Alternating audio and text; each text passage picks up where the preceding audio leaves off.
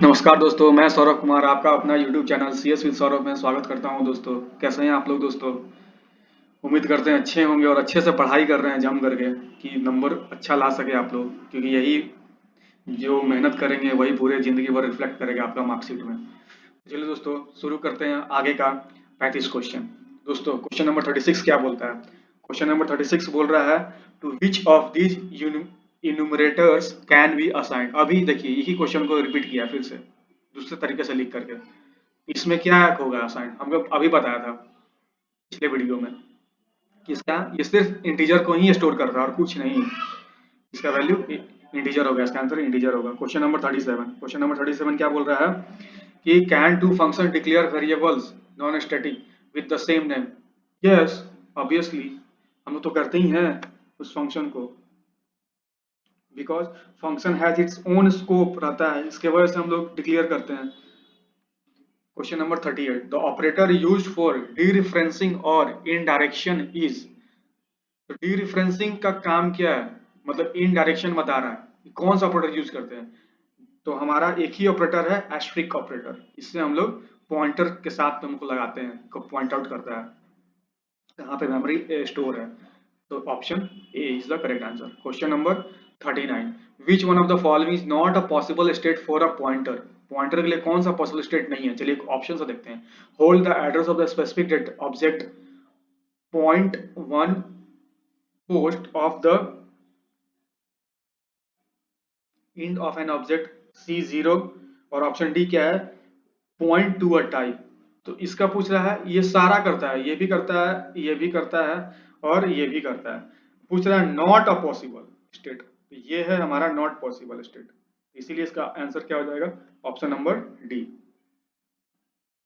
Question number 40, which of the following is illegal. अब इसमें पूछना है कि इसमें डिक्लेरेशन जो है सही है कि नहीं।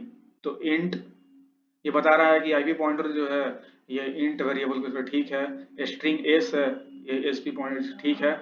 ये बोल रहा है int i double DP is equal to and i. नहीं, हम कभी भी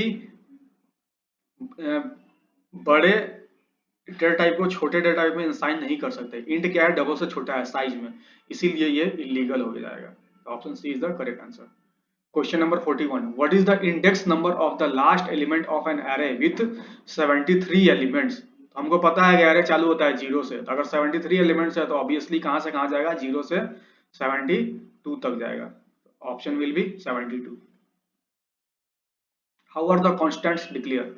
कांस्टेंट कैसे डिक्लेयर होता है, कॉन्स्ट कीवर्ड से भी होता है, सही है, और हैश डिफाइंड पीरियड्स, ये दोनों से होता है। तो option C is the correct answer. चलिए question number 43, which mode tells C++ to open a file or file for input। तो इसमें हमको दिख रहा है iOS in mode। Option D is the correct answer, यही यूज करते हैं C++ में फाइल को ओपन करने के लिए। Using the wardrobe structure within the swapped list structure is an example of a good programming principle known as। अभी क्या है, एक wardrobe स्ट्रक्चर को हमने यूज कर रहे हैं स्वैप लिस्ट स्ट्रक्चर के लिए, मतलब रीयूजेबिलिटी हो रहा है उसको हम लोग बार फिर किसी दूसरे पर्पस के लिए भी यूज कर सकते हैं। तो ये क्या हो जाएगा, रीयूजेबिलिटी होगा इसका answer, correct answer. Question number 45, when you omit parameter from a function call value can be provided bye. अभी देखिए दोस्तों क्वेश्चन नंबर 45, क्वेश्चन नंबर 45 को क्या बोलता है, क्वेश्चन नंबर 45 बोल रहा है कि ये कि कौन सा omit पैरामीटर है जो कि from a function call value can be provided by, default parameter है, इसका answer default parameter. Question number 46, the first element in a string is. Option क्या बोला था, name of the string, the first character in the string, option C बोला length of the string, और D बोला the name of the array holding the string. तो answer क्या होगा, first character in the string, option B is the correct answer. Question number 47, variable declared outside a block are called. Outside the variable, block के outside variable declare है, उसको हम लोग क्या बोलते हैं, ग्लोबल वेरिएबल। जो अंदर रहेगा प्राइवेट हो जाएगा। The compiler converts your C++ instruction into. ये क्या करता है, सोर्स कोड से क्या करेगा, ऑब्जेक्ट कोड में लाएगा। ये किस में लाएगा, ऑब्जेक्ट कोड में। सोर्स कोड से किस में लाएगा, ऑब्जेक्ट कोड में। तो option B is the correct answer. Question number 49, question number 49 क्या बोल रहा है A fundamental data type such as int or double is a क्या है, programmer defined type, complex type, non scalar type, और option D scalar type. ये क्या है हमारा, ये फंडामेंटल डेटा टाइप्स है, और ये फंडामेंटल डेटा टाइप्स को ही हम लोग, इसका दूसरा नाम क्या है, स्केलर टाइप। तो इसका डी हो जाएगा आंसर। 50वां क्वेश्चन दोस्तों, the returns type you code for all constructor is. Return type क्या है, सबसे पहला चीज की कंस्ट्रक्टर जो है वो कोई टाइप रिटर्न ही नहीं करता है। कंस्ट्रक्टर क्या है, कंस्ट्रक्टर सिर्फ वो ऑब्जेक्ट को इनिशियलाइज करता है, इसका यही काम है, जो कि हम लोग सी प्लस प्लस में वगैरह हम लोग यूज करते हैं इसको। इसका ऑप्शन क्या हो जाएगा, ऑप्शन डी। कॉन्सेप्ट क्लियर रहेगा दोस्तों, आराम से करेंगे आप लोग, कोई दिक्कत नहीं होगा। चलिए next question, when an object oriented program detects on error within a function, the function throws an exception। easy था। Question number 52, using a statement at the wrong time or with an inappropriate object creates a, क्या करेगा, logic error, logic error create करेगा। Question number 52। Question number 53, when you create a derived class and instantiate an object, then तो derived class पूछा, तो derived कहां से, parent class से ही derive होगा, तो पहले पेरेंट क्लास आएगा उसके बाद ही चाइल्ड क्लास आएगा।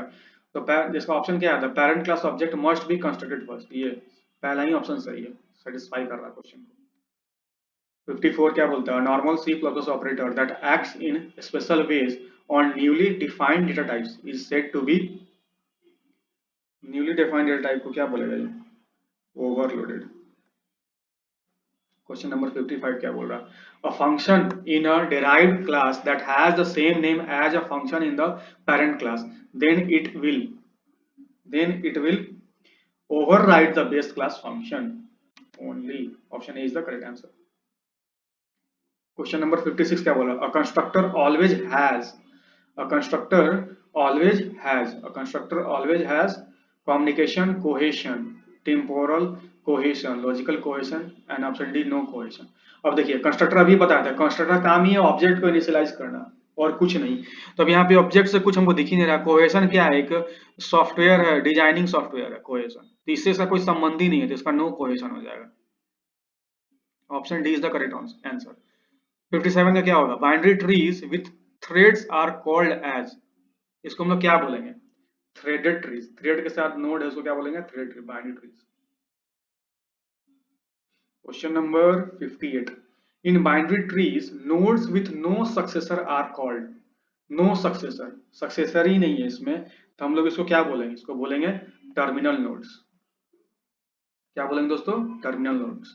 59, every node n in a binary tree T except the root has a unique parent called the, इसको क्या बोलेंगे हम लोग, इसका आंसर हो जाएगा predecessor of n। Question number 60, in order traversal of tree will yield a sorted listing of elements of a tree is, ये क्या हो जाएगा, इसका answer binary search tree, binary search tree को ही हम लोग बोलते हैं। अभी देखिए दोस्तों क्वेश्चन नंबर 61, यहाँ पे एक इक्वेशन, मतलब एक post order traversal of binary tree दे दिया है जिसको कन्वर्ट करना है प्री ऑर्डर में। तो इससे पहले हमको जाना होगा कि ट्रावर्सल कितने तरह के होते हैं। तो ट्रावर्सिंग 3 तरह का होता है, pre order, in order and post order. Pre order में नोड्स को लिखते हैं हम लोग, पहले रूट नोड्स को लिखेंगे, देन लेफ्ट देन राइट। उसी तरह इन ऑर्डर में पहले लेफ्ट वाले को लिखते हैं, फिर रूट नोड्स को लिखते हैं, फिर राइट नोड्स को लिखते हैं। उसी तरह पोस्ट ऑर्डर में पहले लेफ्ट नोड को लिखेंगे, राइट को, फिर रूट को। उसी तरह से हम क्या किए हैं, इसको हम एक ग्राफ बना दिए यहाँ पे, एक ग्राफ से समझते हैं। तो इसमें पूछ रहा था पोस्ट ऑर्डर है, तो इसको हम लिखेंगे कैसे पोस्ट ऑर्डर को, तो पहले हम लोग क्या लिखते हैं, पहले लेफ्ट, तो इसका ए का लेफ्ट नोड कौन सा है, बी, बी का भी एक और लेफ्ट नोड है डी, तो डी लिखें।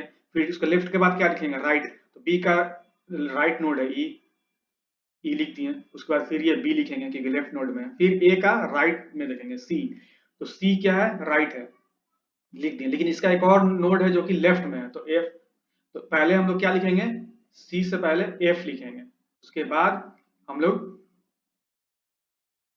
फिर उसका सी लिखेंगे, तब जाकर के इसका जो रूट है लास्ट में हम लोग ए लिखेंगे। ये उस तरह से लिखा हुआ है। उस तरह से इसको हम प्री ऑर्डर में लिखे हैं। तो प्री ऑर्डर बोलता है कि पहले रूट को लिखिए, तो पहले रूट क्या है इसका, ए लिख दिए, उसके बाद बोलता है लेफ्ट को लिखिए, तो ए का लेफ्ट क्या है, बी को लिखें, फिर बी का लेफ्ट क्या है, डी, फिर डी को लिखें, फिर उसी प्रकार से फिर डी के बाद राइट, बी का राइट क्या है, ई लिखें, फिर उसी तरीके से सी लिखें राइट, उसके बाद इसका लेफ्ट क्या है, एफ लिखें, तो इसका ऑप्शन क्या हो जाएगा, option C is the correct answer. और technique for direct search is,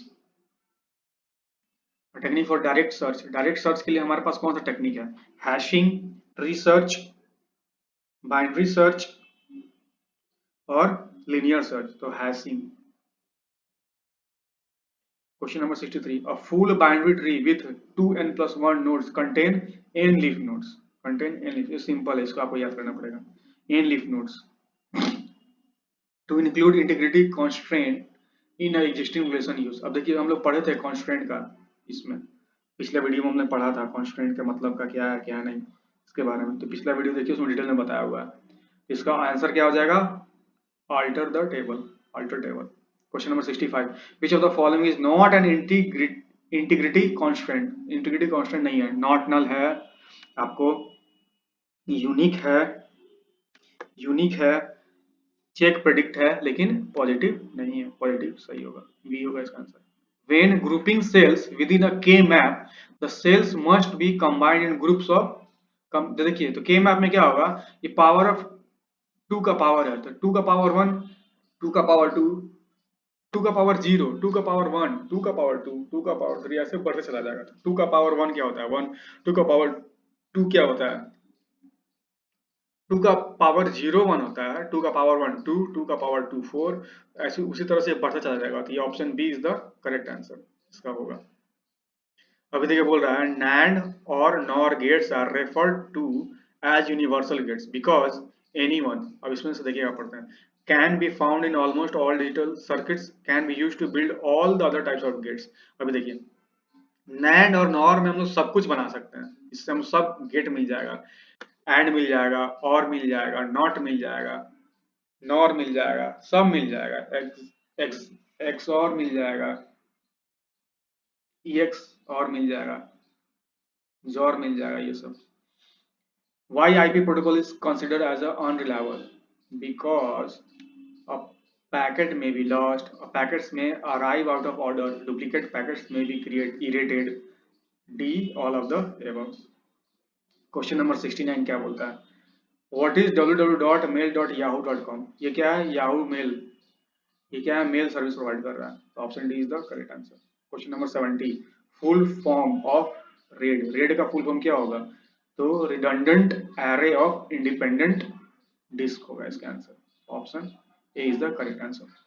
तो दोस्तों ये था, हमने एक और सेट को कंप्लीट किया। तो दोस्तों अगर आपको कुछ हमारा वीडियो अच्छा लग रहा है, ये सीरीज अच्छा लग रहा है दोस्तों, थोड़ा सा भी आपको इन्फॉर्मेटिव लग रहा है कि कॉन्सेप्ट भी बताते जा रहे हैं और एमसीक्यू भी उससे संग संग कराते जा रहे हैं, दोस्तों लाइक कीजिए, कमेंट करके बताइए कैसा लग रहा है, और सब्सक्राइब कीजिए, दोस्तों के साथ शेयर करिए, और हम लोग आगे मिल करके आगे बढ़ेंगे। चलिए दोस्तों, तब तक के लिए आप पढ़िए, और फिर हम लोग अगले वीडियो में मिलते हैं, तब तक के लिए जय हिंद।